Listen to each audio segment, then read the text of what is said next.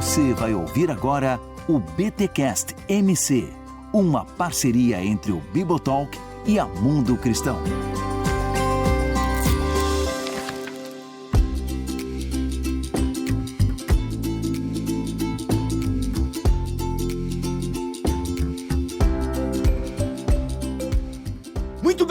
Muito bem. Começa mais um BTcast MC, o de número 2. Eu sou o Rodrigo Bibo e enxergar é ter responsabilidades. Olha aí. Olá, pessoal. Eu sou o Igor Miguel. Para ver o outro é necessário se ver menos. Ó. Ele me atropelou, mas tudo bem. Faz parte. É o que a gente faz com os invisíveis. Aí vem falar de ver o outro e me atropela, assim. Foi mal. Isso.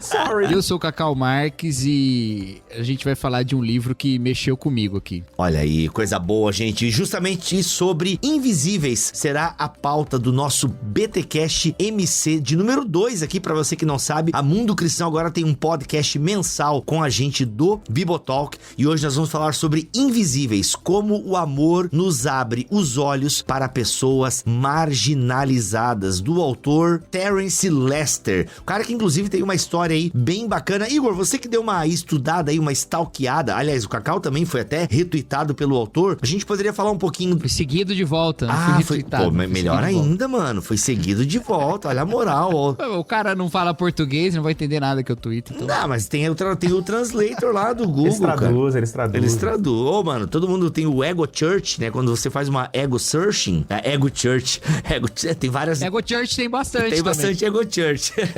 Mas esse Ego Searching, a galera dá um jeito de traduzir, mano. A galera dá um jeito de traduzir, sim, com certeza. Mas, ô Igor, tu que deu uma pesquisada, Cacau também, a gente vai falar um pouquinho dessa trajetória e da lição que o Terence traz pra nós nesse lançamento da Mundo Cristão Invisíveis, um livro pequeno, acho que pouco mais de 200 páginas. A gente leu no mobile. Obrigado, Mundo Cristão, por ter mandado aí a versão mob pra nós. Ó, beijo. Na verdade, ela manda em EPUB e a gente transforma pra mob. A gente dá o nosso pulo aqui. Obrigado, Caio. É nóis. Então, assim, gente, é impactante mesmo o desafio, né, que o Terence traz. A gente vai tentar também dar uma aplicada pro contexto brasileiro. Talvez é um pouco diferente do que ele relata ali. Mas, ô Igor e Cacau, tragam pra nós um pouquinho aí da experiência do Terence e tal. Vocês que deram uma fuçada, uma stalkeada nele aí. Então, assim, primeiro, cara, eu achei muito interessante, assim, eu tive em Atlanta 3 anos atrás, né, e ele tem uma ONG, né, que é o Love Beyond the Wall, que é uma ONG que trabalha justamente com os invisíveis de Atlanta, e Atlanta me assustou muito quando eu fui lá, porque eu fiquei muito impressionado com o número de homeless, de moradores de rua, né, de sem-tetos, assim, nas praças, e tudo foi engraçadíssimo, né, porque eu tava andando com um grupo de pastores da Atos 29, a gente tava ali bem perto do Museu Martin Luther King, perto da igreja do Martin Luther King, era a Ebenezer Baptist Church, né, ali no centro de Atlanta. Claro, é uma cidade que tem uma presença negra muito evidente, né, a gente percebe a presença afro-americana muito forte na cidade, mas o que me chamou muita atenção, assim, realmente era o número de moradores de rua, principalmente afrodescendentes, né, moradores de rua, assim, é muito grande, é muita realidade, inclusive, do Lester, né, que a realidade dele é essa, ele veio desse contexto de morar na rua e tudo, e hoje o cara é um PhD, né, ele é um PhD, bicho. Então, assim, tem uma história bem interessante, inclusive, e cara, e é curioso, né, que a gente percebe, assim, no perfil dele, eu vi algumas entrevistas que ele deu, inclusive, no YouTube, falando sobre o tipo de trabalho que ele realiza, e ele tem muito essa ênfase, assim, cara, a gente não mexe com projetos, a gente mexe com pessoas, assim. Então, eu acho que isso é meio que uma filosofia ministerial e uma filosofia organizacional dele, tipo, trabalhar com moradores de rua é trabalhar a partir da visibilidade, e não de um projeto, como que eu posso dizer, sanitário, assim, sabe? Tipo, você tá distante do cara, você não lida com a realidade do morador de rua, ou quando você lida é sempre aquele projeto instrumentalizado. Não, a ideia dele é um trabalho baseado em relacionamento, em visibilidade do outro que tá em condição de rua, assim, né? Então, esse, assim, é o perfil, vamos dizer assim, geral dele. Ele tem outros livros, né, inclusive nesses temas. Ele se considera um ativista nesse sentido, né? Claro, o tema da questão racial é muito forte, até pela própria experiência dele como negro, né? É importante deixar isso claro, que o Terence Lester é um afro-americano, então muita gente às vezes tá ouvindo a gente falar dele aqui e não sabe, mas ele é um afro-americano, e ele tem, claro, a partir dessa experiência que ele teve do racismo, da invisibilidade, da desconfiança, do medo, né, que era imposto sobre o desconhecido, que é um tema, inclusive, muito forte no livro dele, ele trata as coisas muito dessa perspectiva, né, de um ex-invisível, que a gente pode até dizer, em certo nível, ainda um invisível, dependendo do contexto, né, mas, claro, não é aquela mesma invisibilidade que ele tinha antes, mas a experiência da invisibilidade que ele vivenciou na vida dele, né, trouxe muito subsídio pra obra que vocês têm em mãos aí. Sim. Até o título em português ficou Invisíveis, né? E o título em inglês I See You, se eu não me engano, não é? I See You. How Love Opens Your Eyes to Invisible People. Exato. É como o amor abre os seus olhos para as pessoas invisíveis, né? Essa é a minha tradução aqui de Google Tradutor. Não é brincadeira, foi no achômetro aqui mesmo. Não, mas é isso aí. Mas uma coisa que é, Cacau, só desculpa te cortar, eu te cortei porque tu nem começou a falar ainda, mas eu tinha pedido pra tu falar, né? Mas é que eu lembrei de uma coisa legal aqui do livro, que até aqui a gente já faz algumas aplicações interessantes, porque como pessoas foram importantes, né? Ele fala dessa malha, né, da sociedade, que as pessoas não dão conta sozinhas, e por isso nós precisamos enxergar as pessoas, porque a nossa presença, ou seja, o enxergar o outro, pode ser fundamental para a mudança, né, na história do outro, que como foi na vida dele, né, que pessoas que foram cruzando o caminho dele, palavras que ele ouviu, que de alguma forma o sacudiram para tomar uma postura na vida, né? Então por isso essa ideia de abrir os nossos olhos para as pessoas invisíveis. Mas fala aí, Cacau. A história do Lester, ele tem uma história de uma situação familiar complicada, né? Ele acabou se envolvendo em algum momento até com gangues e tal, né? Ele teve um episódio muito complicado na juventude dele, e onde ele resolveu mudar de vida, né? Ele usa muito disso para escrever o livro e para o trabalho dele, mas ele num determinado momento, já com a vida mais ou menos feita, já com família e tudo mais, com filhos, né? Ele resolveu passar uma semana na rua, né? Porque ele conversando com um amigo da rua, ele falou, o inverno tá chegando, a coisa vai ficar difícil, por que você não vai pra um abrigo e tal? E o cara falou, não, o abrigo não dá, o abrigo é péssimo e tal. Duvido que você consegue ficar num abrigo e tal. E aí ele resolve... Pior que a rua, né? O cara fala. Ele assume um pouco esse desafio, né? E aí ele sente essa invisibilidade do qual o título diz, né? E é muito interessante porque existe uma conexão na nossa sociedade, ele ressalta isso várias vezes, e apesar de nós termos nas nossas histórias, nas nossas ficções e tal, sempre uma maneira de falar sobre o rico corrupto, né? O poderoso que é maldoso e tal, né? Esse tipo de subversão da narrativa, né? Quase com uma vingança narrativa. O que frequentemente a gente vê e a gente não nota é que nós atribuímos características moralmente reprováveis à pobreza. A gente faz isso o tempo todo, né? A gente olha uma pessoa pobre e a gente já acha que está mais em risco de sofrer alguma violência por parte dela do que por outra pessoa, né? Que não esteja naquela condição reconhecível, assim, pelos seus trajes, né? Ou pela condição na qual ela está naquele momento. Então, envolve muito medo, envolve muito esse preconceito a respeito do pobre, essa forma dele ser invisível, não porque ele não pode ser enxergado, mas porque nós não queremos vê-lo, né? E nós não queremos vê-lo porque a gente atribui a essa condição uma série de significados que não andam junto com ela. Mas nós colocamos isso. E para o Lester, isso é um sinal de que nós não estamos, ou isso só é um fruto do fato de que nós não nos envolvemos com o outro como uma pessoa. Porque ele dá vários exemplos de como você pode chegar numa condição de ser um sem-teto, né? Não, aqui tem que falar homeless. O Igor disse que é homeless, tem que ser homeless agora. Você pode chegar nessa condição por coisas completamente bobas, banais assim, que não estão no seu controle e do nada podem acontecer e podem te levar a essa situação. Que a linha que te separa dessa condição, ela é muito tênue e a gente acha que não. Aqui, Cacau, eu vou te interromper porque tu toca num ponto interessante, que ele, quando ele foi passar, né? Porque primeiro que o amigo dele, né, aliás, ele fez um amigo, né? Um sem-teto e tal, e meio que, não, eu vou passar uma semana com você, e o cara duvidou e tal, né? E ele percebeu que a maioria das pessoas, inclusive até amigos dele e tal, ele percebeu que a galera acredita que o cara tá em situação de rua porque o cara quer, né? Então assim, ele fez essa escolha, então ele é um sem-teto, ele é um homeless, porque ele quis e tal. Daí ele conta a história de quando eles foram pros abrigos e tal, e aí o pessoal, não posso ajudar porque você escolheu estar nessa situação. Aí aqui, eu acho que a gente podia abrir um parênteses, Igor, porque eu acho que isso vale também pros Estados Unidos e vale aqui pro Brasil também. O Igor, pra quem não sabe, trabalha com o terceiro setor também, né? Trabalha com ONG. A gente tem a situação no Brasil também, essa mistura. Muita muita gente que está na rua no Brasil, ela realmente está por uma situação de escolha, Igor? Tipo, e aí, fala um pouquinho pra nós sobre essa questão do ser um sem teto, de estar nessa condição de pobreza, de estar nas ruas. Então, a gente tem tido um contato meio contínuo, assim, com essa situação, né? Pessoas em situação de rua. Aqui em Belo Horizonte, a gente, inclusive, atuou diretamente com isso durante bons anos lá na ONG. Hoje a gente faz um trabalho de cooperação técnica com uma casa que acolhe moradores de rua. Porque o morador de rua, em geral, eles estão na rua por múltiplas razões, assim.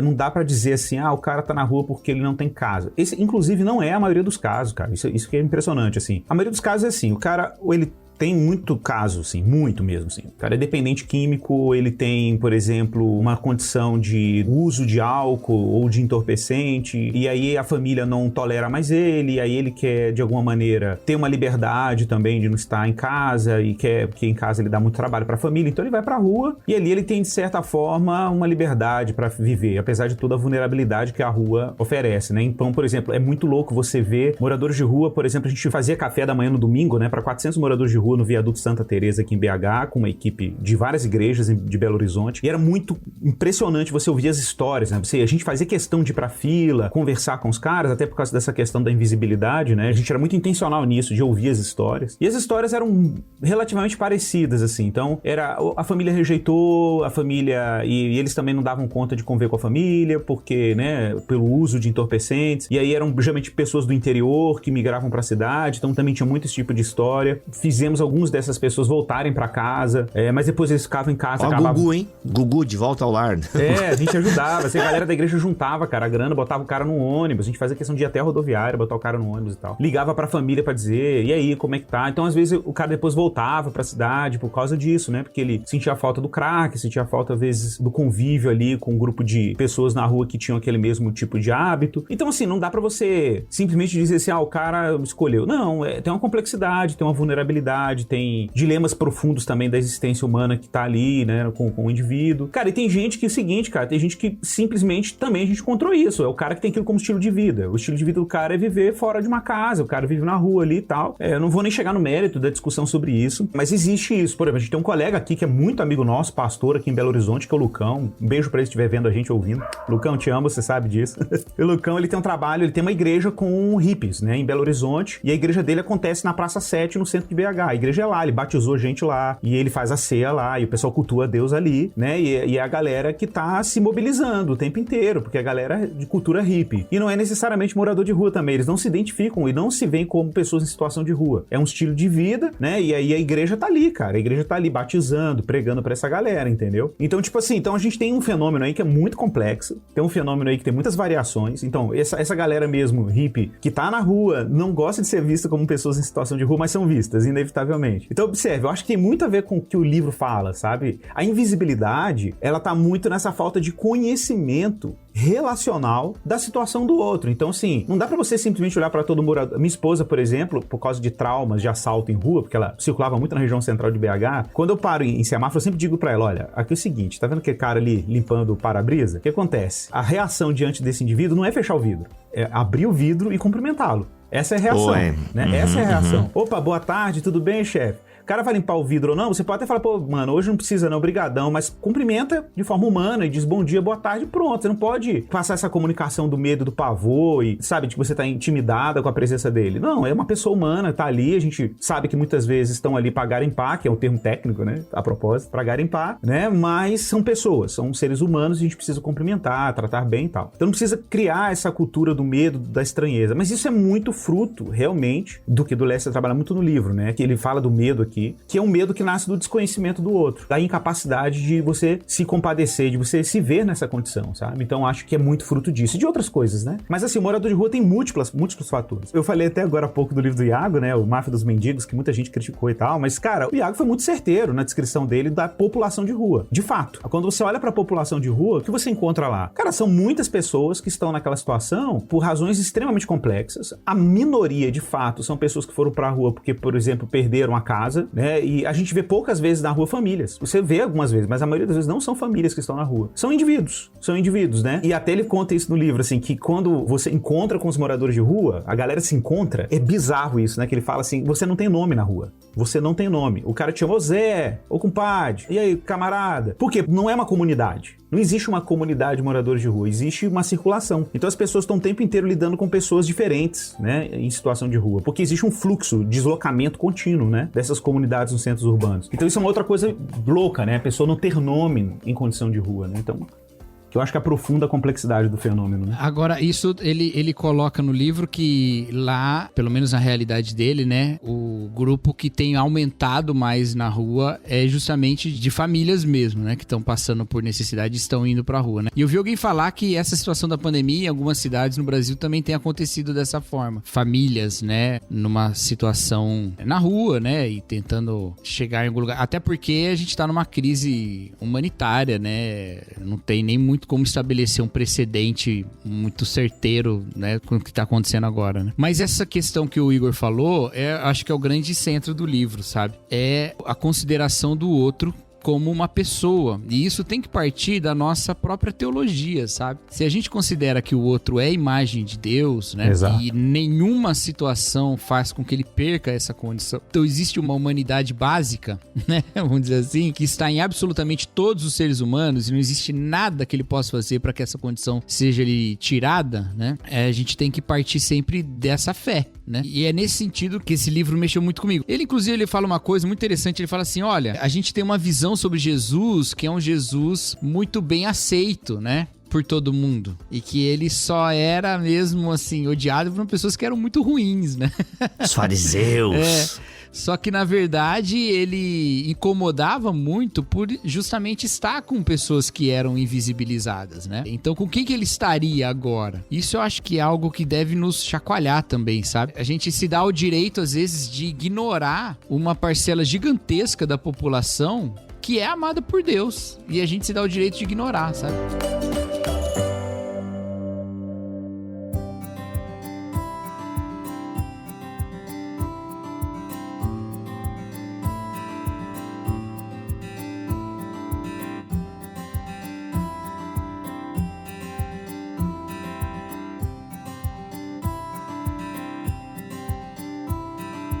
Eu acho que isso tá muito ligado, me ajudem aqui na reflexão, mas tá muito ligado ao nosso preconceito realmente com o morador de rua. Porque, por exemplo, a gente lê essas afirmações, muitos escolheram estar ali porque são viciados. Então, de alguma forma, é como se eu me isentasse. Tipo, mano, tua escolha, tua vida, tuas regras, né? Arque com os seus BOs. Como é que a gente fala assim? Assume os seus BO, entendeu? Até porque vício é escolha até que nível, né? Quer dizer, se é um vício, você já ficou preso nisso, né? Então, sim. Até a situação que ele conta lá do cara que se tornou um alcoólatra, né? Ele não se tornou um alcoólatra porque um dia ele resolveu que ia tomar todas e pronto. Não, ele perdeu um filho, porque perdeu o filho, ele teve um problema no casamento. Então uma coisa foi puxando a outra, sabe? E a história que ele conta que você fala, cara, isso podia ter acontecido comigo, podia ter acontecido com qualquer pessoa, sabe? Mas eu vejo assim, então é um misto de coisas que a gente ouve, né? A questão do medo. Eu confesso pra vocês que, até porque no sinaleiro, ou semáforo, não sei como é que é aí na sua cidade, é muito rápido, é 30 segundos geralmente, né? E eu confesso que eu não sou o cara que abre o vidro, sabe? Panfleteiro mesmo, aí esse eu nem abro mesmo, porque eu vou jogar o papel no lixo depois. Mas o que me chamou a atenção no livro foi essa ideia de que, pô, são pessoas, né? Eu sei que você... Mebil, tu não sabe que são pessoas. Claro que eu sei, gente. Mas o livro, ele traz essa sensibilidade. Até tem uma frase que eu destaquei aqui, que eu gostei demais, que é bem mais fácil olhar fixamente adiante e escolher não ver pessoas que enfrentam dificuldades extremas. Por quê? Porque no momento em que escolhemos reconhecer alguém em sofrimento, precisamos resolver se vamos interagir com amor, generosidade e graça. Ou seja, se a gente vai interagir ou se a gente vai simplesmente dar as costas, né? Ou acelerar o carro e tal. E, mano, inclusive ele tocou numa desculpa que eu já dei. Eu ouvi de alguém e eu às vezes acabo reproduzindo isso. E ele falou, beleza, isso aí não é desculpa não pra tu não se envolver com pessoas em situação de crise. Que eu falei assim, não, gente, Jesus mesmo disse que a gente sempre vai ter pobre no nosso meio. E aí, quem tá comigo? Pois é, bicho, isso aí é um negócio complicado. Cara, assim, eu não sei, cara, mas uma coisa que eu achei legal no livro, eu gostei muito do capítulo quando ele fala sobre pobreza, né? E eu tenho eu me ocupo muito com essa temática em pesquisa, em palestra. Uma coisa que eu tenho me ocupado há 10 anos é refletir sobre o conceito de vulnerabilidade, por exemplo. É um conceito muito diversificado, assim, entre os acadêmicos, né? E eu acabei, a partir dessas leituras, desenvolvendo um conceito de vulnerabilidade, em que eu percebo a vulnerabilidade sempre como um compara, assim, um pêndulo. De um lado você tem sempre uma violação e do outro lado você tem sempre uma privação. Na verdade, não é uma privação e uma violação, são violações e privações, né? Então você tem violências e pobrezas. São violências e pobrezas que criam condições para vulnerabilidade. Vulnerabilidade é tudo aquilo que impede o indivíduo de florescer na sua condição humana. É o que a gente chama de desenvolvimento. Boa. Né? Então, o que impede o desenvolvimento do ser humano? São violências de algum tipo. Lembrando aqui que eu estou pensando em violência em toda a sua complexidade, porque violência é violação de uma dignidade, né? Isso é violência, violar o outro. Então você pode violar a pessoa fisicamente, a gente já pensa nesse tipo de violação, mas você pode violar a pessoa em outros níveis, sexualmente, emocionalmente, né? E assim por diante. Por outro lado, você também tem pobrezas, né? Que são diversas. E inclusive ele fala isso no livro, né? Então, tô lendo aqui um trecho literal dele. Ele fala assim: cada história de pobreza é diferente, singular e surpreendente. Olha que interessante. Observe como que ele associa a pobreza à história, né? Isso é um ponto que eu queria destacar aqui, porque isso tem a ver com essa coisa da escuta do outro, né? Então ele fala, as pessoas chegam a essas situações de inúmeras formas. Observe como ele pluraliza. Os tipos de pobreza também são diversos. Física, aí ele abre parênteses, falta de moradia, vestuário, e espiritual,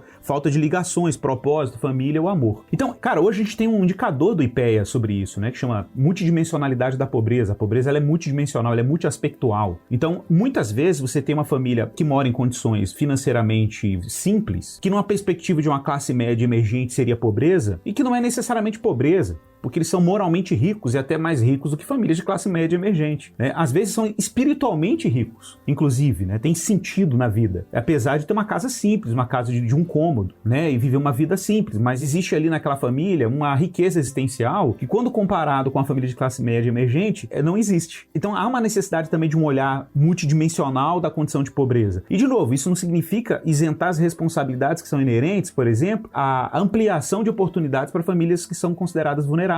Né? O Marcel, lá do CAD, né? Ele fala uma coisa muito interessante, que ele fala assim, cara, o que ele vê como injustiça numa comunidade pobre? Ele cita o exemplo das crianças, né? É uma criança que tem um potencial matemático extraordinário, que poderia ser um grande matemático, e ele nunca conseguiu chegar num contexto em que ele possa florescer nos potenciais que ele tem, né? E isso seria uma injustiça radical, assim, né? É que o indivíduo tem riquezas internas, potenciais, inclusive, para florescer naquela condição, e a gente, por uma série de fatores, inclusive fatores sociais, culturais, econômicos, aquele indivíduo não consegue florescer naquilo que Deus deu pra ele florescer, né? Então, cara, é muito louco quando você olha pra pobreza assim. Quando você olha pro indivíduo e você vê nele, cara, múltiplas dimensões que às vezes, por causa de privação, repito o conceito de vulnerabilidade, né? Privação e violações, ele não consegue florescer naquilo que ele tem. Cara, a gente tá falando do Lester, que foi ligado a uma gangue, ou se sentiu seduzido a uma gangue, podia ser um número, como muitos jovens na idade dele são números hoje, né? Mas hoje é um PhD, ele é um PhD, né? Então por quê? Porque, cara, tava lá o potencial pra esse cara ser um PhD escritor, bicho. Mas assim, cara, e quantos Lesters se perderam nesse processo, entende? Porque existe uma série de dinâmicas que privaram esses indivíduos de oportunidade pra chegar onde eles deveriam chegar. Não é simplesmente uma responsabilização individual, sabe? Não é simplesmente dizer assim, cara, você não chegou lá porque você não se esforçou. Cara, isso não é suficiente. Tem até uma pesquisa, e o pessoal comenta também, que por trás de muitos vândalos, né, de pessoas que estão no crime e tal, tem uma casa sem pai. Eu até vi, não sei quem... Cara, não, isso aí foi uma pesquisa do Ministério Público de São Paulo. O Ministério Público de São Paulo fez uma pesquisa em 2016, uma pesquisa com os jovens infratores que estavam aí nas instituições, né, de medidas socioeducativas. A pesquisa chegou ao seguinte número: em cada 3 meninos, crianças menores, né, infratores e jovens infratores, em cada 3, 2 não tinham a figura paterna dentro de casa. Olha né? aí. Isso é um fato. Mas a gente pergunta, por que isso acontece? Porque a demanda por paternidade, ela é estruturante. Isso a psicologia já mostra. Ela é estruturante em termos morais, em termos de valores, né? Então, por exemplo, quando você... A prova que isso é essencial na formação de um jovem é que você vê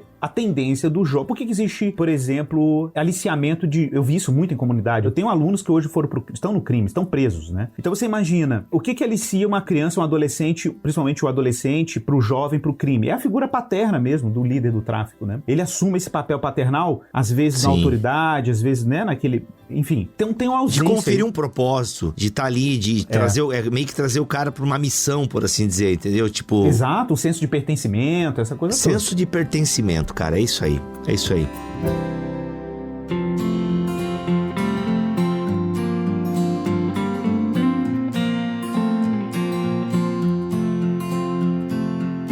É importante isso em vários aspectos, né? Eu acho que esse é um livro que toca a questão de justiça, né? Eu acho que todo envolvimento social por justiça, dentro de uma perspectiva cristã, ele deve começar com uma responsabilidade familiar, sabe? E aí eu não tô falando, obviamente, de quem tá lidando com a situação das famílias desestruturadas. Eu tô falando com um cristão comum, né? Eu tô falando com você que tá ouvindo aí e que se incomoda com uma série de injustiças da sociedade. É muito importante você saber que você tem uma responsabilidade dentro da sua casa. Não adianta nada achar um absurdo o feminicídio. Bom, adianta achar um absurdo. Não achar um absurdo ainda é pior, né? Mas se você achar um absurdo, mas em casa você não trata bem a sua esposa, você não a considera em toda a sua plenitude como ser humano que ela é amado por Deus e alguém que está lá para ser amado como Deus a ama por você, você vai estar falhando nesse ponto, entendeu? E você está criando outros problemas da parte que você deveria ser responsável. Na sua responsabilidade mínima, você está falhando porque está preocupado com uma responsabilidade maior, né? E da mesma forma, essa questão da criação e do cuidado, né? É claro que não é garantia nenhuma de que uma pessoa com uma estrutura familiar bem funcional, vamos dizer assim, não vai lá na frente criar vários problemas. Isso também acontece, senão a gente também vai atribuir responsabilidades morais que não são sempre assim, né? Mas é algo que essas pesquisas, e nos Estados Unidos tem várias dessas também, né, Igor? De muitos anos atrás, inclusive, eles têm já um tempo muito maior de acompanhar essa trajetória e que provam isso claramente, né? Quando falta esse tipo de vínculo, você cria uma série de problemas depois. Eu acho, puxando pro lado teológico aqui, escapando bastante do livro, eu acho que isso é um segredo, cara. Eu acho que isso é o segredo da existência, sabe? Eu acho que tudo é sobre crer no amor, entendeu? É sobre crer no amor de Deus, né? Acima de tudo. E todas as relações, elas são baseadas em você confiar também que é amado, na mesma medida em que você dá confiança de amar, né? Então, eu penso muito que a teologia, ela surge de duas verdades fundamentais. Uma fundamental e outra fundamentada nela, mas que fundamenta o resto, né? Meu Deus, quanto fundamento, gente. A primeira é que Deus fala. Se Deus não fala, não tem teologia, né? A segunda, e aí é típica teologia cristã, é que Deus fala por amor. Porque Deus poderia falar para nos enganar, como divindades de outras, né? Como Loki. Boa! Mas Deus nos fala por amor. Veja, no Éden, a serpente não nos faz duvidar da primeira verdade, ela nos faz duvidar da segunda. Ela não nega que Deus fala, ela nega que Deus tenha falado por amor. Deus falou por inveja, ele não quer que você seja como ele. Relembrar que Deus é aquele que se manifesta por amor, ele é a base de tudo. Tanto que quando as coisas apertam, quando o fim se aproxima e tudo ao nosso redor parece dizer que Deus não nos ama, Deus vem nos lembrar de que ele nos ama. Eu acho muito bonito que quando o anjo chega pra falar com Daniel e ele tem más notícias, ele vai falar pra Daniel, Daniel, o bicho ainda vai pegar mais, você tá com esperança aí, mas a coisa não vai melhorar. Ele começa dizendo, Daniel, você é muito amado. Ele começa falando assim.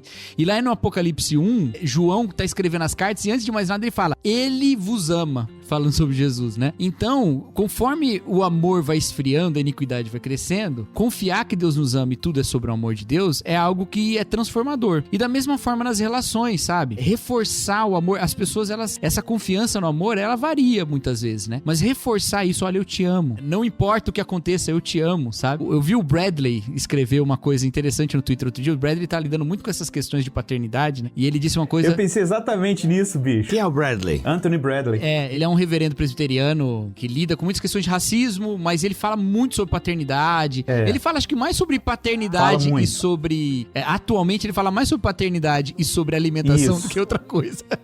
Cara, o livro dele, Black and Tired, né? O Negro e Cansado.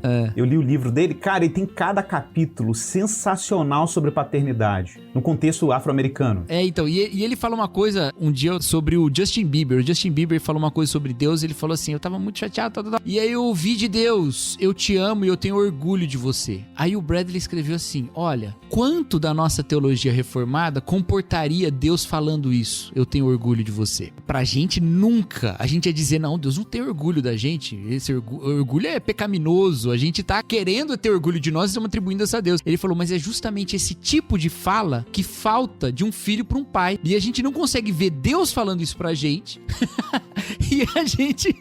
o que isso fala sobre nossos conceitos de paternidade? A gente não pensar que Deus não pode dizer isso pra nós. Eu tenho orgulho de você, sabe? Eu achei muito interessante essa perspectiva dele e acho que isso coloca dentro de um contexto teológico também. A gente deve lembrar e trazer a importância desses vínculos, porque são eles que nos dão segurança na vida, sabe? Para trazer de novo do contexto americano, afro-americano, né?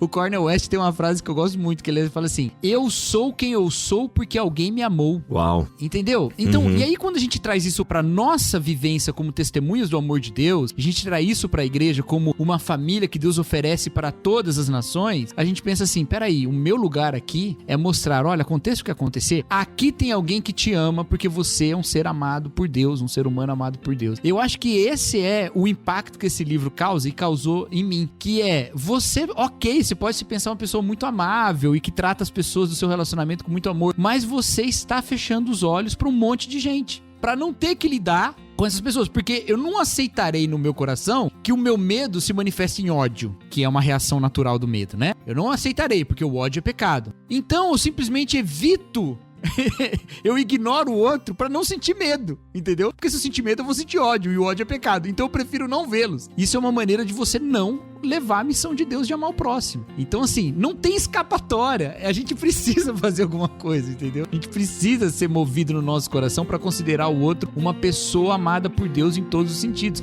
Independente, inclusive, de escolha ou de qualquer coisa, né?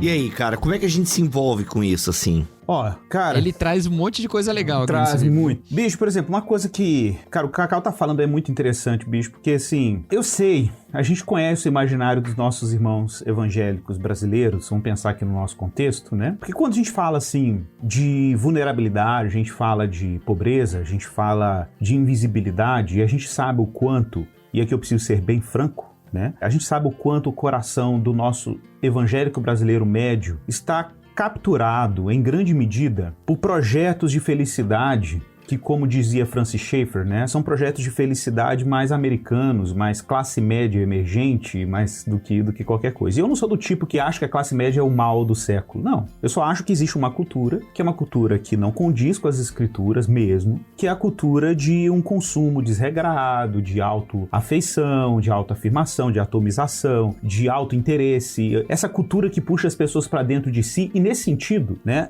tem muito progressista aí, e aí agora eu tô falando do espectro das políticas identitárias, que é uma política autoafeiçoada, igualzinha à cultura de consumo, só que o objeto de afeição são diferentes, é só isso. Mas o movimento concêntrico de autodevoção, de devoção ao ego, devoção à própria vontade, às próprias pulsões, tá lá, do mesmo jeito, né? Uma pode parecer mais limpinha do que a outra, mas é um culto egóico e definitivamente é um culto narcisista, definitivamente. Então, assim, deixando claro que esse é um ídolo ambidestro, é um ídolo, né, que ele navega em todos os espectros políticos e assombra toda tentativa de salvação a partir de si mesmo, né? É importante deixar bem claro aqui de que nós estamos lidando aqui com um dado objetivo. Eu comecei essa conversa nossa citando uma frase, né? Para ver o outro é necessário se ver menos. E essa frase não nasce de uma teoria política ou de uma teoria meramente teológica. Isso é uma experiência que eu tive com a minha própria jornada espiritual, quando me vi tão entretido comigo mesmo, e aí eu me refiro aqui a vários fatores que me entretinham comigo mesmo, que eu era incapaz de ver a minha esposa carregando uma sacola pesada, que eu era incapaz de ver uma pessoa perto de mim, né, e eu tô me referindo aqui no círculo próximo de convívio social, vizinhos, pessoas dentro de um ônibus, e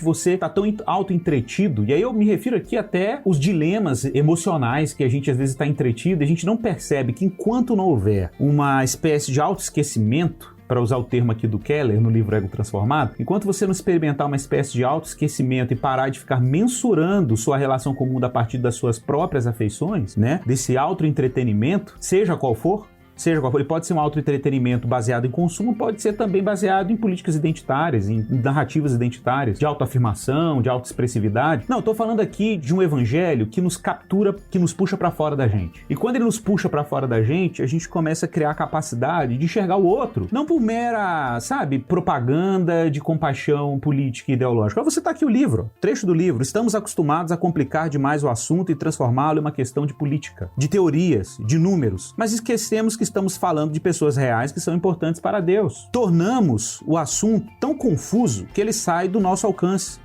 de nossa capacidade de fazer mudanças ou exercer algum impacto. Então observe, quando que a gente complica as coisas, né? Quando que a gente complica? Quando a gente simplesmente esquece. A gente complica o outro quando a gente começa a ler o outro a partir sempre desse movimento para dentro da gente, né? Então, por exemplo, quantas vezes a gente vê movimentos com boa intenção, mas que transformam a causa da pobreza e da justiça ao outro em um carro de batalha? Eu já falei sobre isso, já falei sobre o pobre abstrato, o negro abstrato. O que é o pobre abstraído e o negro abstraído? É o pobre abstraído ideologicamente. Você faz um recorte, né? Um recorte transforma a opressão numa peça de propaganda política. E, cara, eu acho muito legal o livro do Lester, porque o livro do Lester, como é que você evita a abstração da pobreza, né? Como é que você evita o racismo abstrato, o negro abstrato, a mulher oprimida abstrata? Como é que você sai dessa armadilha ideológica e lida com o sujeito concreto? É quando você se relaciona com o sujeito concreto. Quando você toca ele. Quando você toca, você enxerga, você... Sabe? Porque muita gente pode achar assim, ah não, o pobre, o negro... Aí você fala, o pobre, você bota um artigo definido, bicho. Você põe um artigo definido e você tá falando de nada. Você não tá falando de nada, bicho. Você não tá falando de nada. Você não tem nome pra isso. Você não tem uma pessoa que você lida com aquilo de forma concreta. Então você cria uma abstração e aí você fala, ah, que legal, eu tô olhando para o negro. Não, cara, você continua invisibilizando o negro. Porque pra você ver o negro, você precisa ver um negro. Você precisa ver uma pessoa com nome, identidade, endereço, situação, idiosincrasias, contexto. E aí você enxerga, bicho. Aí você enxerga. Aí você supera a invisibilidade. Porque a gente acha que a invisibilidade é só da classe média. Também é. Mas também tem invisibilidade, né, do negro, do pobre abstraído academicamente, entendeu? Também existe. E o que o Lester tá falando aqui é um chamado cristão, cara, é outro negócio. O que é o chamado cristão? Quando a parábola do bom samaritano, cara, o vulnerável naquela situação é uma pessoa com nome, é uma pessoa com identidade, é o sofrimento naquele momento histórico, e é um sofrimento bem específico. Ele adota, ele acolhe, ele leva, ele cura, ele paga contas, escreve o cara numa hospedaria. Pera, o que é isso? É uma história. Então você teve um encontro com uma história concreta de vulnerabilidade. Não é simplesmente uma abstração teórica, sociológica, não. É um indivíduo. É uma pessoa humana. Imagem de Deus com nome, endereço, com tu, né? Como diz o Martin Buber. Eu acho que isso muda completamente a perspectiva, sabe? Fantástico.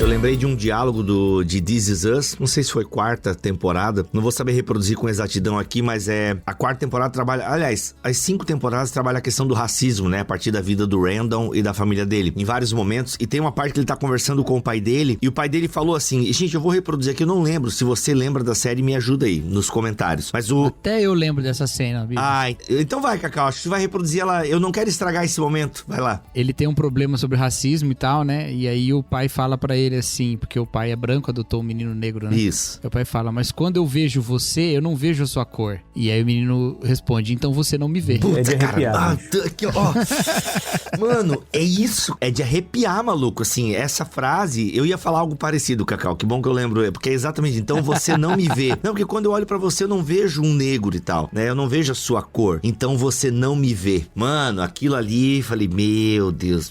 Sensacional. Sensacional. Mas beleza, o livro nos toca, né? Revira as nossas entranhas. E aí? Mas isso aí que o Igor falou, isso é muito importante, né? A gente parte de conceitos pré-estabelecidos e a gente não se aproxima, né? E da mesma maneira que isso pode ser feito academicamente, que isso pode ser feito doutrinariamente, né? Ele até cita um caso aqui de uma história de que o pessoal falava, a gente não gosta quando o povo de igreja vem aqui. E é justamente porque o povo de igreja, quando chegava, ele diz assim, ó, esse pessoal diz coisas maldosas, eu não estou a fim de ouvir outros me ofenderem. Uau. Né? Então a pessoa parte lá do seu pensamento de superioridade espiritual, né? pra falar as coisas, né? Tipo assim, ele dá os exemplos aqui. Assim, eles pintam a casa, mas aí dizem coisas do tipo: seus filhos são tão comportados, ou puxa, como sua casa é limpa. Não gosto disso, só porque a gente é mais pobre não significa que não tem valores morais ou ética pra cuidar das nossas coisas. Exatamente. Então assim, o cara até acha que ele não tá falando uma coisa maldosa, que ele tá elogiando, mas isso já mostra uma expectativa e de um preconceito, né, enraizado e tudo mais. Então, essas coisas, assim, elas vão sendo derrubadas, inclusive, no nosso envolvimento, no nosso vínculo, né, e enxergar o outro realmente como o outro é, a partir de todas as condições pessoais que tocam, né, e que levam a uma série de histórias diferentes. As histórias são diferentes, as pessoas são diferentes, né, então isso é muito importante, envolver, ser cuidadoso, ser consciente, né, ser consciente, cuidadoso, e pensar essa questão a partir da dignidade, né. Ele dá algumas questões nesse capítulo aqui, que é o capítulo 7. Ele fala assim, coisas que reforçam a dignidade, ver e valorizar as pessoas como Jesus faz. Ele fala que quando Jesus via, ele não era como olhar para uma pessoa no sinal, ele é como ver, como sentar com uma pessoa e tomar um café, entendeu? Esse tipo de visão, que ele fala que Jesus em vários momentos aparece lá dizendo, Jesus viu, né? Então isso ele destaca. Eu comentava, Cacau, segura aí, não perde o fio da meada, hein? Se concentra, aqui ó, mentaliza, não perde o fio da meada. É porque eu conversava com o Igor off-topic, enquanto você colocava esse moletom batido aí nas lives. Pra quem não tá vendo, só os mantenedores estão vendo aqui a filmagem, o Cacau sempre usa esse moletom. Mas eu conversava com o Igor, e aqui me ajuda também, se tu lembrar, Cacau, mas essa ideia do I see you na cultura americana é uma parada muito, muito forte, assim, né? Eu vejo você. Eu lembrei do Pandora, eu lembrei de Avatar, a ideia do I see you, né? Tipo, como era importante a ideia de eu ver você. E eu lembrei também de um filme, eu amo esse filme, não sei se vocês gostam, que é O Extraordinário, do menino lá que tem uma marca e tal, ele nasceu com alguma deficiência física. Lembra o filme Extraordinário? Não assisti, não. Ô, Igor, não assistiu ainda Extraordinário, Igor? Rapaz, é um filme bom, cara. Family friendly e tal. É muito bonitinho, cara. Ou lê o livro, né? Parece que é baseado no livro, mas parece que o filme é bem fiel ao livro e tal. E o filme é muito bom, cara. Julia Roberts, Owen Wilson. E, cara, e aí tem uma personagem no filme e tal, né? E aí, de repente, o que ela fala, uma hora conversando com a mãe, é: eu quero que vocês me vejam, né? Então, essa ideia do ver é exatamente isso. Não é só ver, mas é se envolver, né? Isso é muito legal. Continua, Cacau. Só queria fazer essa minha colaboração. Ele fala, né? Ver e valorizar as pessoas como Jesus faz. Dar opções, né? Às vezes a gente acha que a gente é que tem que impor no outro, né? Ele fala, as pessoas serem carentes não significa que elas não podem tomar decisões e que elas não têm preferências, né? Abre outro parênteses aqui, Cacau. Não, porque tu lembrou de outra parada, que é um erro que a gente comete muito no querer ajudar as pessoas. Nós queremos ajudar as pessoas nos nossos termos. Cara, isso aí. Não é, Igão? Porque, não, nós estamos na condição de ajudar, então, cara, é nos meus termos. Não, e tem outra. A gente tem necessidades... Cara, eu falei isso uma vez na conferência da Atos 29, quando eu falei sobre vulnerabilidade lá. Eu falei isso lá na Atos. Eu falei assim, ó, a gente tem que entender o seguinte, a gente não pode querer dar ao vulnerável aquilo que a gente quer que o rico se liberte. Entendeu? Tipo assim, a gente acha o quê? A gente acha, o rico, quando eu falo rico aqui, eu tô falando daqueles que são verdadeiros cultuadores do bem-estar pessoal, ok? Daqueles que acham que você ter bens de consumo, bens duráveis e de consumo, é sinônimo de algum tipo de reputação, dignidade, status e, sei lá, felicidade. Cara, esse é o tipo de ídolo que a gente precisa denunciar, ok? E aí você acha que incluir o vulnerável é incluir ele nesse tipo de sociedade, nesse tipo de lógica. Eita. Você tá entendendo? Você fala assim, cara, a família é uma família simples. Aí você chega naquela família simples, você olha assim, você fala assim, cara, essa família aqui não tem, sei lá, o celular de última geração. Aí você acha que aquela família vai ficar melhor, porque se você doar um celular de última geração que seu filho tem, se você doar um tablet para aquela família, cara, você pode doar o tablet por outras razões, sei lá, para aqueles meninos estudarem. Aí é outra filosofia. O que eu tô pensando aqui é o seguinte, é que muitas vezes a gente faz assim, principalmente quem faz esse tipo de trabalho a partir desse lugar do consumo, tende a olhar para os vulneráveis nessa perspectiva. Eita. Por exemplo, meu trabalho aqui com os irmãos da minha igreja de classe média alta é o quê? Ensinar contentamento, frugalidade, ensinar a ter hábitos de gratidão a Deus. Para quê? Para que as pessoas não caem na lógica de querer encontrar segurança na estabilidade financeira. Ou de criar a expectativa de que essa cultura de consumo vai fazer elas mais felizes, ok? Mas aí na hora de ajudar o vulnerável, eu quero exatamente que ele tenha a experiência que meu irmão de classe média tem. Ele tem a vida que ele tem. Tá errado.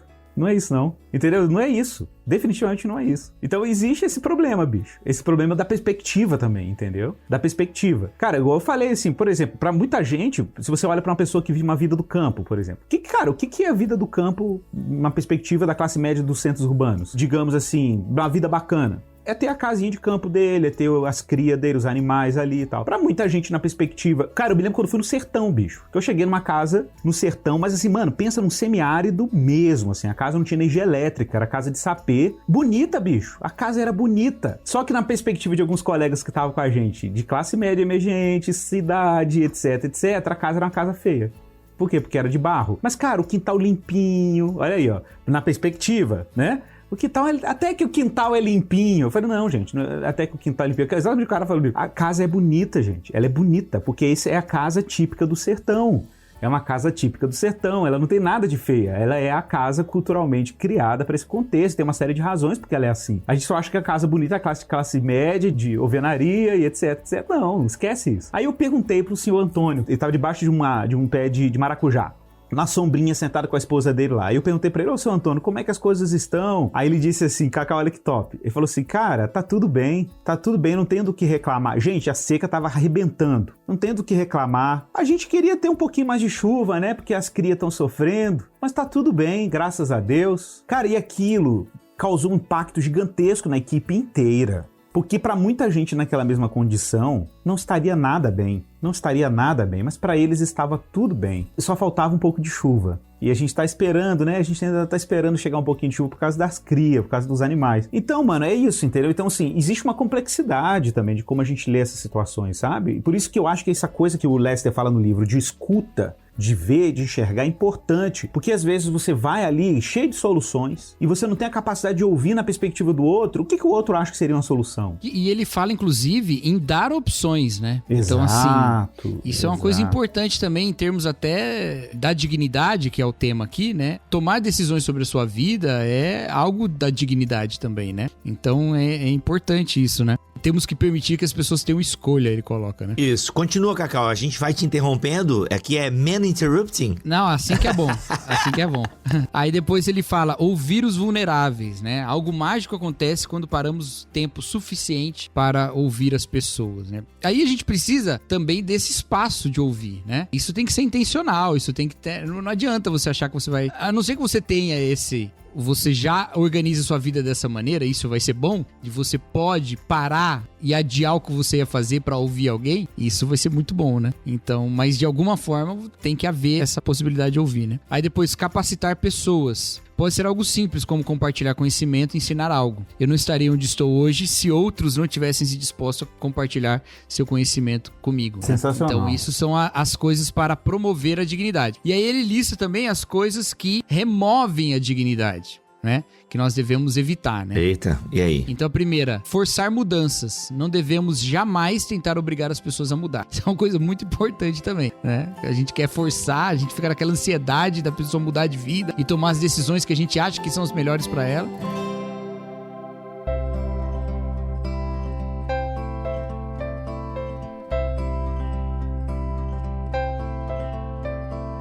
Mas aí abre um parênteses aqui. Ele continua no mesmo tópico? Ele vai desenvolver o tópico, não? Ele diz, Deus é paciente conosco, portanto precisamos ser pacientes com os outros. Aí eu ia perguntar qual é o limite da paciência, né? Eu acho que não tem limite, né? Tem limite a paciência de Deus? Eu acho que a gente tá ali... Cara, o limite da paciência não tem. Mas eu me lembro muito do texto lá de João, quando ele fala da multiforme graça de Deus, que ele fala assim, se foi chamado para servir, faça-o na medida que Deus supre, né? Na força que Deus supre. Então, assim, eu costumo dizer isso muito para colegas voluntários. A gente tem aqui a Diaconia Especial de Quarentena, né? Que tem ajudado algumas famílias em vários níveis, né? E a gente tem muitos voluntários. E às vezes o voluntário cansa. E a gente sempre tenta falar pro voluntário assim, olha, beleza, meu irmão, olha, a gente não quer que você sirva para além do que Deus supre, né? Deus supriu você até aqui, é o tempo de você descansar. E a gente coloca uma pessoa que tenha gás e graça para continuar. Mas se a gente for pensar em termos comunitários, né, em termos do que Cristo está fazendo na coletividade dos santos, né, não tem limite. De fato, não tem limite pro serviço.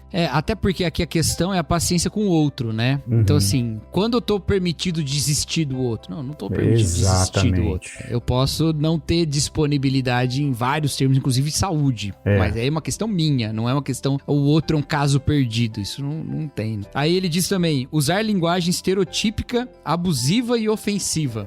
É uma uma coisa que remove a dignidade, né? Então precisamos tomar cuidado sobre como nos dirigimos àqueles que desejamos ajudar. Ele deu aquele exemplo lá, né? E aqui também se encaixa. Aí ele diz excluir pessoas ou incluí-las com limitação.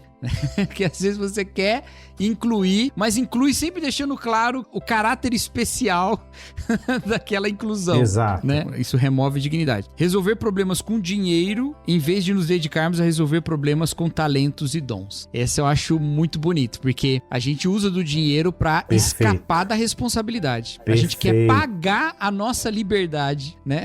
Perfeito. Ou a gente quer nos livrar da responsabilidade de sermos servos do outro por amor. Então a gente quase que se dá uma alforria dando dinheiro pro outro. Cacau, isso aí, porque eu fico imaginando aqui os ouvintes perguntando assim, tá, o que eu devo fazer? Essa pergunta é clássica, né? O que eu posso fazer? Como eu devo me envolver? E eu gosto de citar muito, e eu recomendo também o livro do Michael Horton, né? Simplesmente Crente, que eu acho que o Michael Horton foi muito feliz naquela obra, porque o Michael Horton também, ele dá pra gente um certo senso de proporção. O que é senso de proporção? Às vezes a gente fica pensando assim, cara, eu quero fazer uma coisa expressiva, que vai mudar a vida de muitas pessoas, etc. E você acaba não fazendo absolutamente nada. Então o Michael Horton chama muita atenção para a noção bíblica de próximo. O que é o próximo? O termo é bem evidente, né? Próximo. Ok? E a gente sempre pensa no próximo assim, nível global. Não, próximo é quem você tem acesso. É o vizinho, né? Na tradução americana até da NVI é vizinho, né? É isso mesmo, é o vizinho, cara, é neighborhood, é o bairro, né? Inclusive o termo bairro em inglês é isso, é os que estão próximos, né? Então você pensa assim que a gente, eu fico muito chocado com isso assim, ó, cristãos que tem baixa, cara, tem cristãos que moram em condomínios, em prédios, em residências, ou moram em casa, não importa. Mas é impressionante como que eu vejo isso às vezes nos membros da minha igreja e eu sempre falo sobre isso. Cara, pra mim é inadmissível um cristão que viva, por exemplo, em conflito contínuo com os vizinhos, cara. Isso pra mim não tinha que ter conflito nenhum, tinha que tomar prejuízo mesmo, às vezes tentar conversar, dialogar pra resolver um problema, mas tá sempre em um tom de beligerância com os vizinhos. Eu acho isso uma coisa tão absurda, porque como cristãos a gente deveria ser um sinal de compaixão, de pacificação, de vínculos comunitários, reforçar o bem do outro, né? De aproximar, de repente perceber alguém que tá em necessidade perto da sua casa e mobilizar amigos, vizinhos também pra poder ajudar. Quem deveria ser o homem de paz, né, daquela cidade deveria ser o cristão, e às vezes ele é o cara que leva o conflito, briga por causa do estacionamento, briga porque o outro ocupou. Então isso pra mim é o fim da picada, bicho. Eu acho que não faz sentido nenhum pra mim um cristão que se comporte dessa maneira na vida comum. Mas o Cacau falou aí, né, que a gente acha assim, ajudar é dar o dinheiro. Cara, esse é o grande lance, assim. Se você se vincula com uma pessoa, que você tem autêntica conexão com ela, e você começa a perceber, e isso é uma coisa no livro que é legal, né? Porque ele tira essa... Como ele trata com o ser humano não abstrato, o vulnerável não abstrato, e aí muita gente se pergunta, como eu posso ajudar? Primeira coisa, se aproxime, se conecte, se relacione. Com quantas pessoas? Com uma família, uma pessoa. Se conecte, dê um nome para aquela pessoa, pergunte qual é o nome dela, como é que ela é, como é que é a vida dela, e se conecte. Sei lá, marca um almoço com ela na sua casa, chame ela para conviver com você, saia com ela, ou seja, se relacione, porque quando você se relacionar, você vai perceber as necessidades reais daquela pessoa. Às vezes é um filho que não pode comprar um livro didático, às vezes é uma doença que você acha que a pessoa não tem como comprar um medicamento, às vezes é um tratamento médico, às vezes são coisas bem concretas. Você vai ver lá, são coisas bem concretas, a roupa de frio que tá faltando para a família. Então, ao invés de chegar ali com aquele monte de cobertor que você fez a coleta de final de ano da igreja, e que não vejo um problema nisso, mas você pega aquele monte, dá pra família. Tá, mas a necessidade da família às vezes não é o cobertor. A necessidade da família é outra. É um tratamento médico, é um tratamento oftalmológico, é comprar um óculos pro filho que não consegue estudar, tem problema de visão e não conseguiu uma consulta oftalmológica. Cara, pode ser absorvente pra moça. Absorvente eu tava vendo moça, agora exatamente. A pobreza menstrual. Gente, desculpa se eu tô falando errado. Cara, é isso. Eu fiquei assustado, mano, com mulheres que não vão pra escola, porque elas estão no período menstrual e elas não têm absorvente. Caraca. Ele dá um exemplo muito legal, ele fala de uma mulher que um dia fala assim, vai dar certo. Aí ele fala, vai dar certo o quê?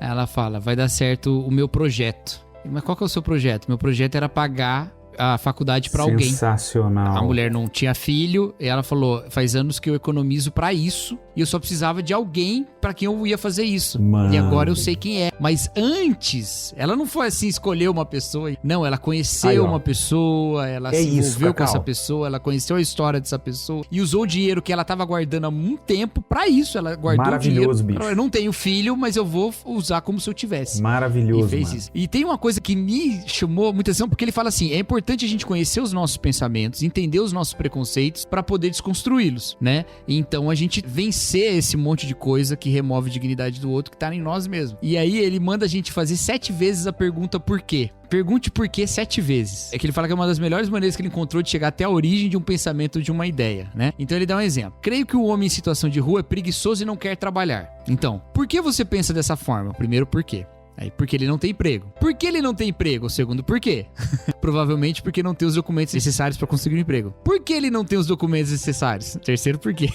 Porque foram roubados juntos com a sua mochila. Por que foram roubados? Porque ele ficou em um albergue onde todos estão apenas tentando sobreviver e por isso roubaram as coisas dele. Por que estão tentando sobreviver? Porque faz dias que não comem nem dormem. Por que faz dias que não comem nem dormem? Porque não tem a quem pedir ajuda. Por quê? Aí o último porquê é só por quê. Porque não tem o mesmo sistema de apoio e as mesmas oportunidades que eu. Então você vai entrando, é muito fácil você pegar um preconceito e usar como uma resposta automática de qualquer coisa. Mas se você for perguntando cada vez mais, você vai chegar numa raiz e ali você vai encontrar como agir pela dignidade ali, né? Isso é muito legal. Isso aqui tá no capítulo 8, Dignidade e Como Ver as Pessoas. Maravilhoso. Eu tô impressionado, toda vez que eu tô na página aqui, o Cacau vai falando, eu tô... O que é isso aí, Cacau? A gente tá É andando Espírito junto. Santo? Eu acho que Espírito é, Santo? cara. Acho que é. Saudade de gravar junto, tudo. É uma loucura. Deve ser, Cacau. Deve ser crise de abstinência, de convívio relacional.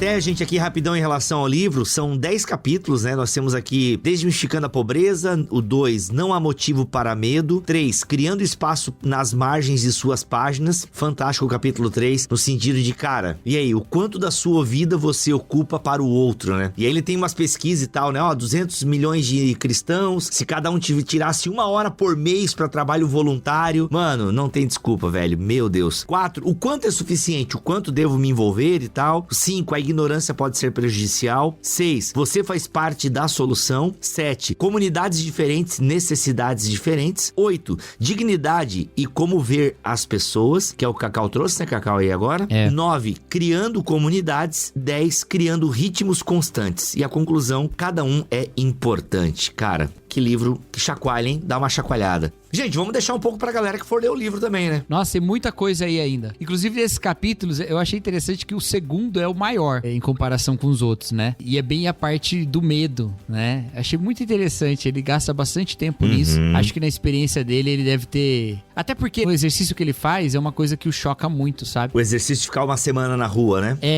Choca muito ele, as pessoas olharem pra ele e de uma hora pra outra, cara. Num dia tá tudo bem, no outro dia as pessoas estão atravessando a rua quando vem ele, sabe? E isso chamou muita atenção dele. Ele volta a esse episódio várias vezes durante o livro. Muito legal. Chocante, muito bom. Gente, é isso. A gente deu uma pincelada aqui no lançamento da Mundo Cristão Invisíveis. Como o amor nos abre os olhos para pessoas marginalizadas, de Terence Lester. Lançamento aí da Mundo Cristão. O link para você adquirir tá aqui na descrição deste podcast, gente. Ó, livro, você vai, hein? Você engata e vai. Cacau impactado, Igor impactado, eu impactado. Bem, o que isso vai gerar em nós agora, né? Ou que já tá gerando. Isso é muito legal mesmo. Alguém quer falar alguma coisa, gente? Não podemos encerrar esse podcast sem dizer... Não, eu acho que é importante mencionar que os irmãos aí que estão ocupados e preocupados principalmente com a vulnerabilidade, principalmente a vulnerabilidade que incide sobre comunidades negras, eu acho que isso é importante mencionar. O livro é muito recomendado. É claro que ele aprecia o contexto afro-americano, que tem uma dinâmica bem diferente com relação ao racismo como o Brasil, a gente sabe disso, né? Eu acho que valeria a pena nesse podcast ter tido uma pessoa mais negra, pelo menos, vamos dizer assim, né? Porque eu sou negro, mestiço e me passo de branco, então acho que às vezes isso não pode ser não tão legal. Mas se a gente tivesse, né, uma pessoa negra participando, talvez seria legal. Na próxima a gente pode pôr uma pessoa aqui, viu, Bibo? Tô te dando uma beliscada. Eu não sabia que o Terence era negro, foi mal. Poderia ter trazido a Silvana. Enfim, quem sabe. Podia ter trazido uma das Agostinhas aqui pra falar, né? Verdade. A Isa.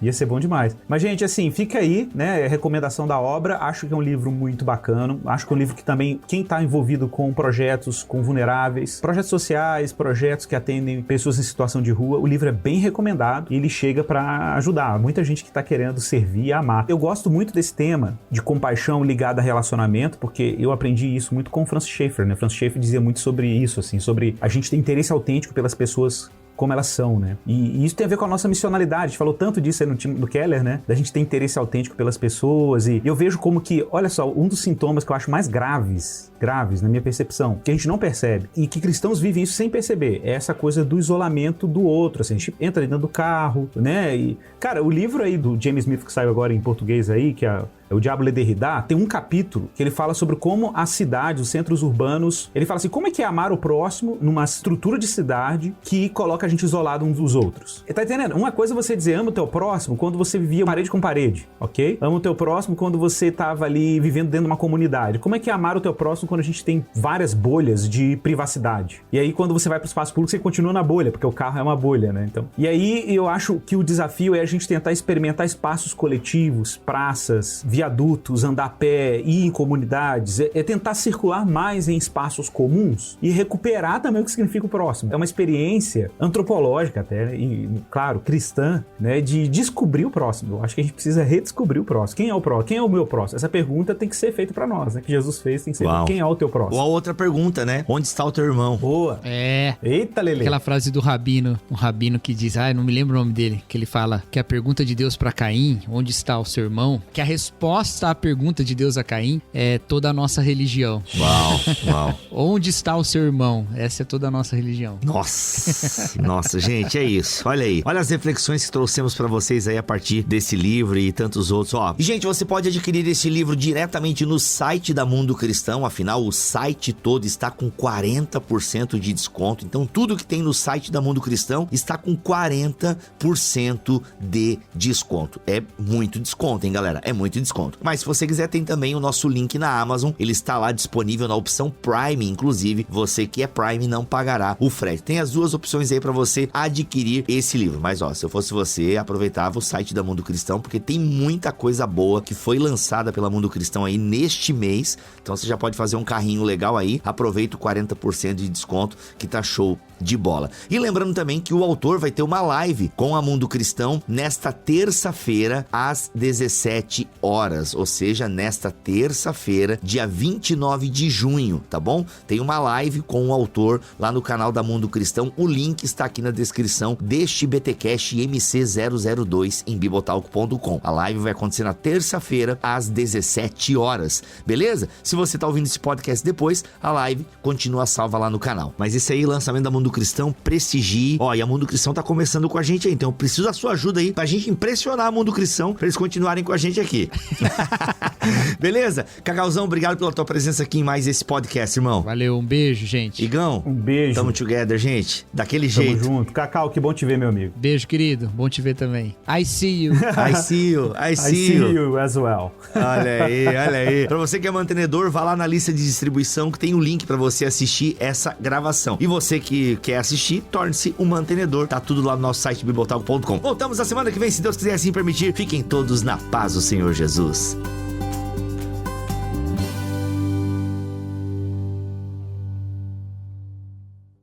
Este podcast foi editado por Bibotalk Produções.